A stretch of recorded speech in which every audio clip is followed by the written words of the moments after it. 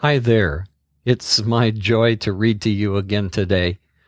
This is Joy Sightings Edition 17, and today we have from Tales of the Kingdom, Hero's Quest.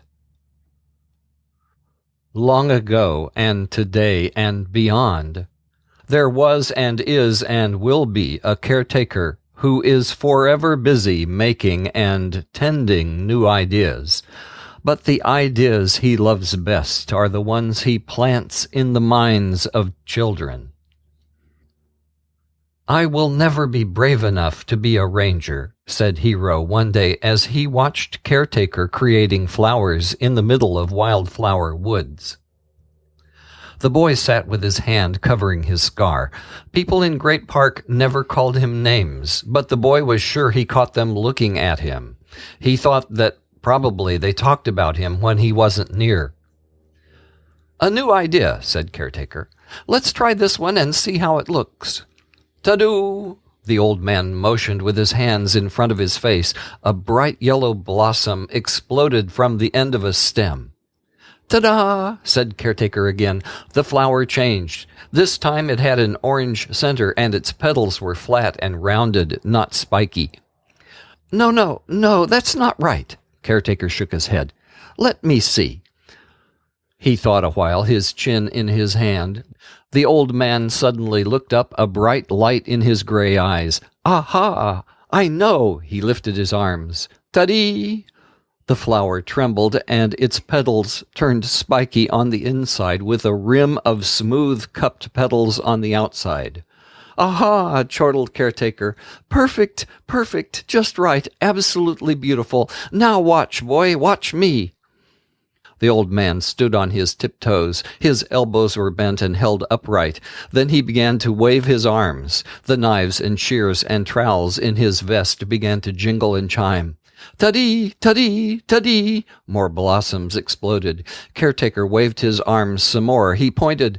"Ta-dee!" Petals and stem, a flash of yellow. "Ta-dee!" The floor of the woods became carpeted with lush butter-yellow blooms, all delicate orange at their centers.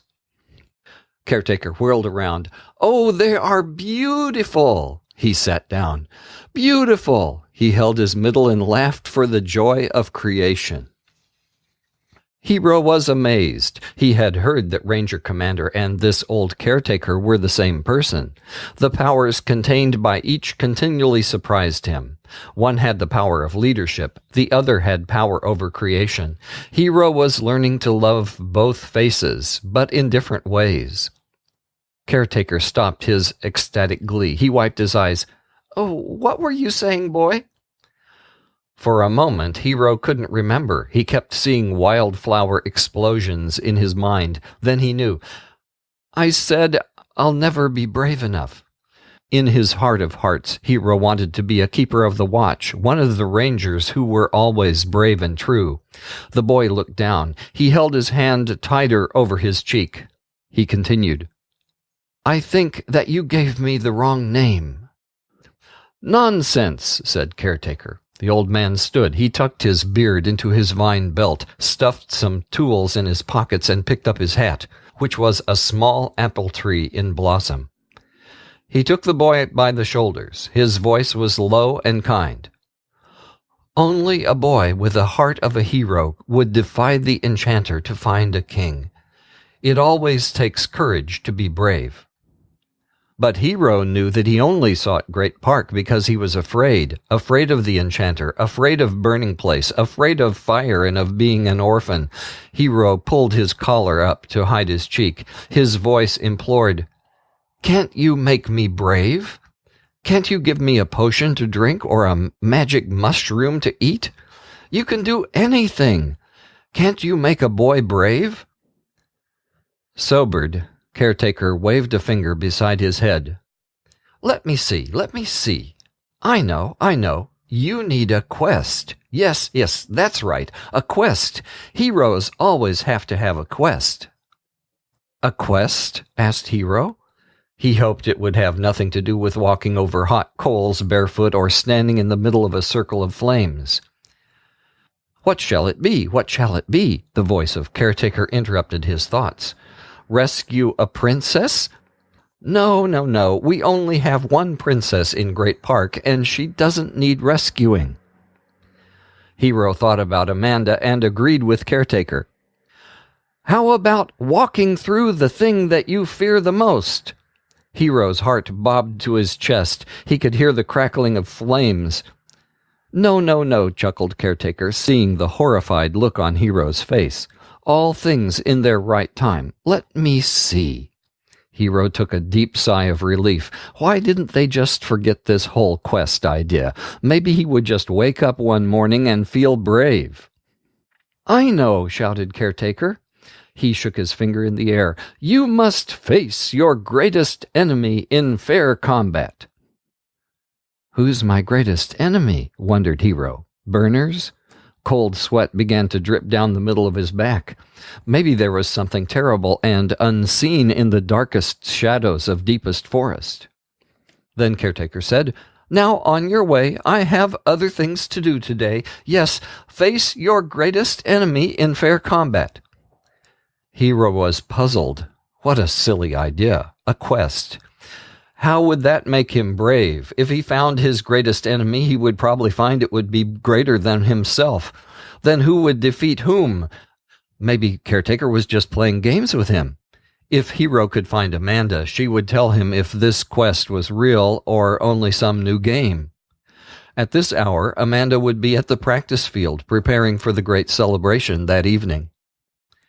Hero never went to celebrations. He was afraid of stepping through the circle of sacred flames. It was one of the reasons he knew he would never be a ranger.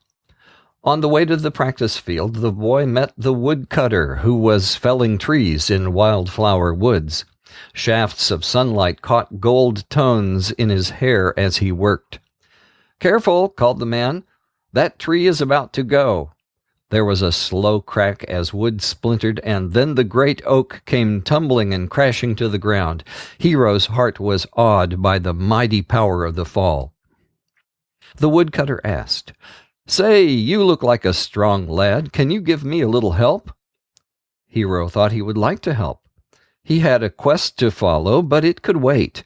He grabbed one end of the cross saw with one hand, and the other stayed glued to his cheek to hide his ugly scar.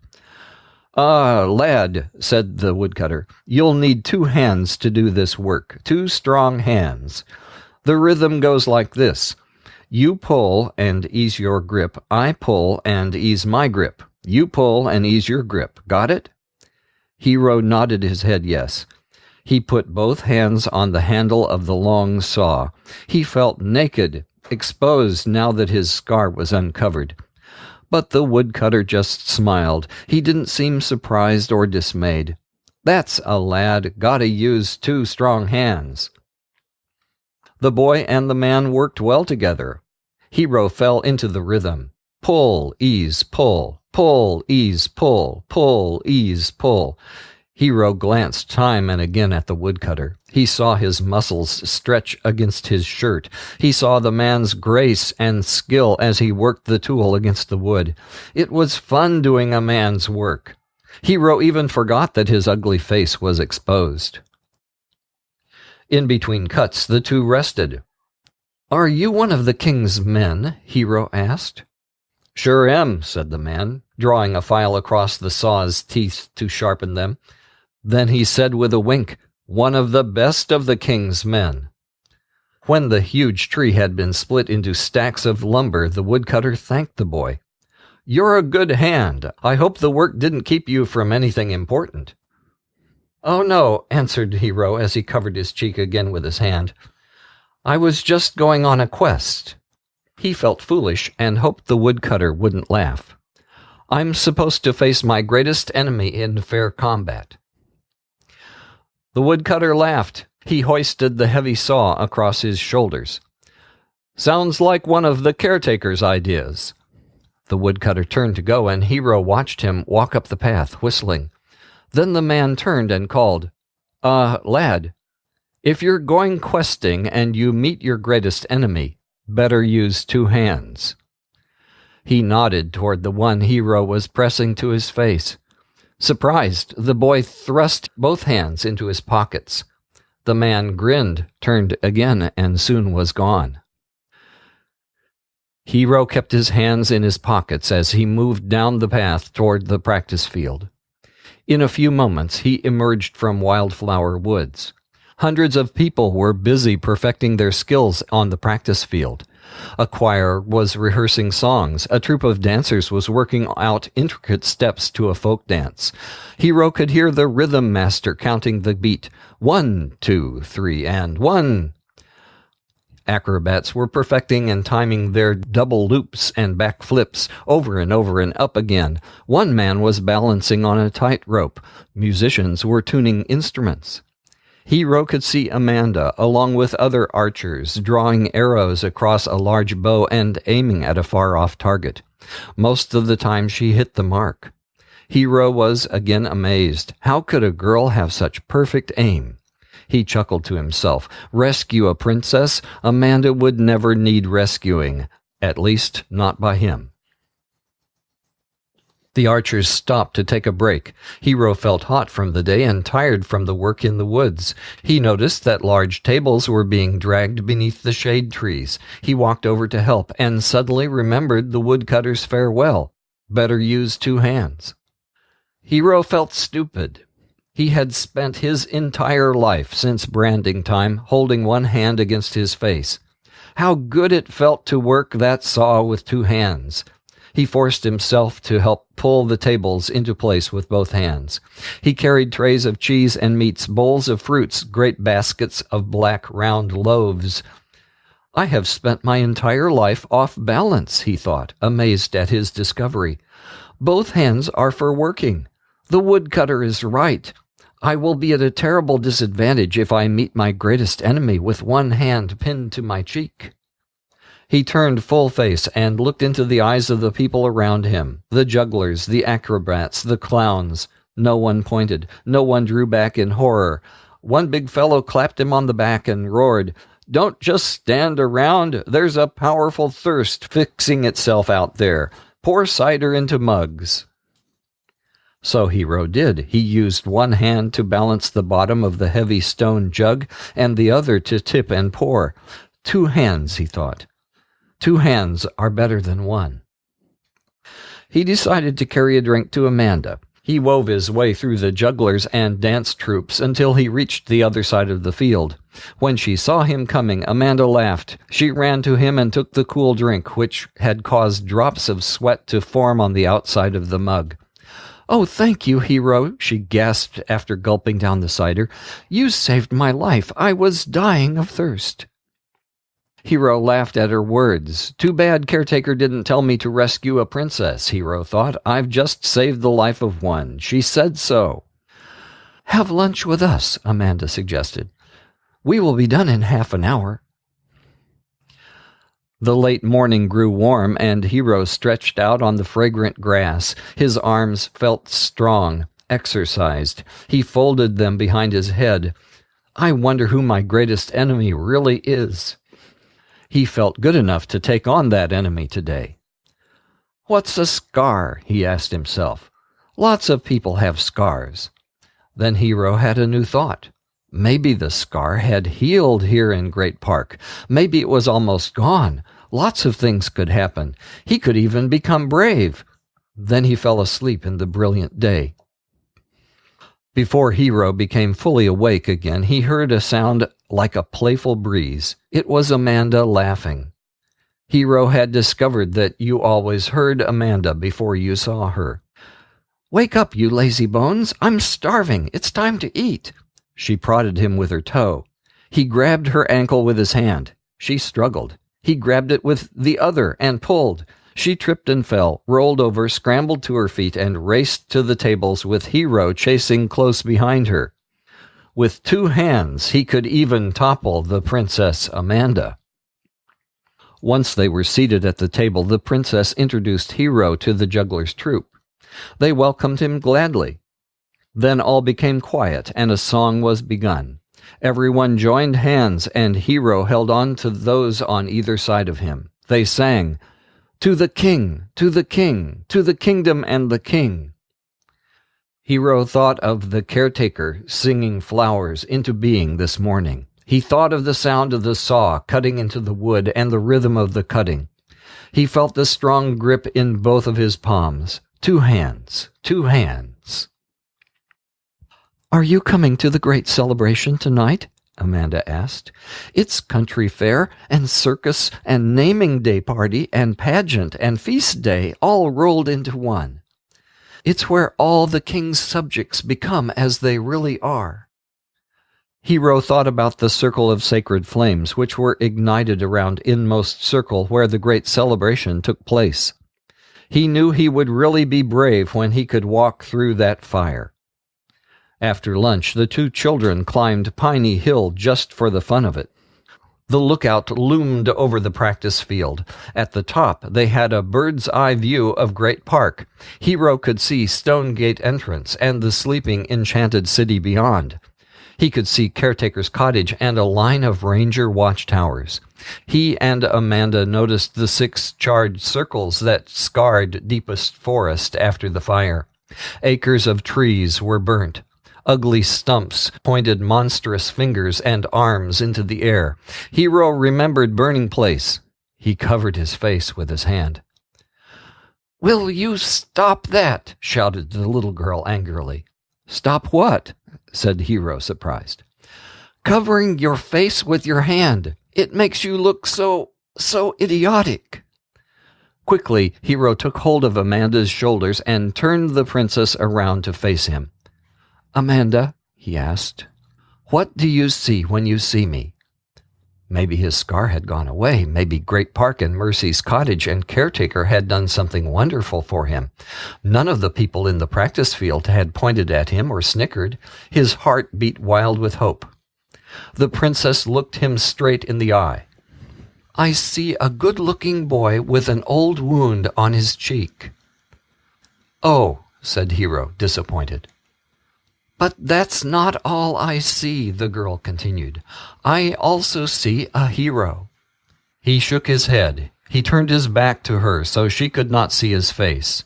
His voice was low. "I'm no hero. I was supposed to go on a quest today. I was supposed to face my greatest enemy in fair combat. The day's half over, and I don't even know who my greatest enemy is." "Whose idea was this?" asked a low, impudent voice behind him. "Caretaker sent you on this quest, didn't he?" Hero turned back to look at her. He deliberately stuck both his hands into his pockets. "Is it a game? I'm terrible at games." Amanda smiled. Her voice was very low. "It's no game. He sent me on a quest, too. Sooner or later, he sends everyone on a quest, and we all begin by facing our greatest enemy." Hero wanted to cover his scar, but instead he pushed his hands deeper into his pockets. "Did you face your greatest enemy?" She nodded her head yes. "Who was it?" "The same as it is for everyone." Amanda giggled when she saw his perplexed look. "I can't stay around here all day answering questions. I have to go and get ready for the great celebration." "Well, go then," Hero said gruffly. "What's keeping you?" He struggled against a strong urge to give her a push down the hill. "I can't go," she answered in her most commanding voice. "You are standing on my gown." Hero knew he would never understand. Was Amanda pretending? Trying to fool him? All he could see were her shirt and well-washed blue jeans. But in Great Park one never knew. Things were always more than they seemed. He stood his ground, feeling foolish. "I'll get off your gown when you tell me the name of your greatest enemy." In one lightning move, Amanda purposely tripped him and toppled him to the ground. His hands had been stuck, useless, in his pants pockets. He fell to his back, and the girl stood over him, challenge flashing in her eyes. "Don't you know? Every person's greatest enemy is himself. It's ourselves that we have to face before we can make any other quests." With that, she ran off down the hill. Flat on his back, Hero again heard the words of the woodcutter. 2 hands, 2 hands. It was true. If he used 2 hands for the rest of his life, he would be forced to face everyone and everything, including himself. So the boy learned that quests can be a journey inward as well as a journey outward. There is a kingdom within that must first be conquered before one becomes brave enough to challenge the world without. This is an idea that all caretakers of the soul know.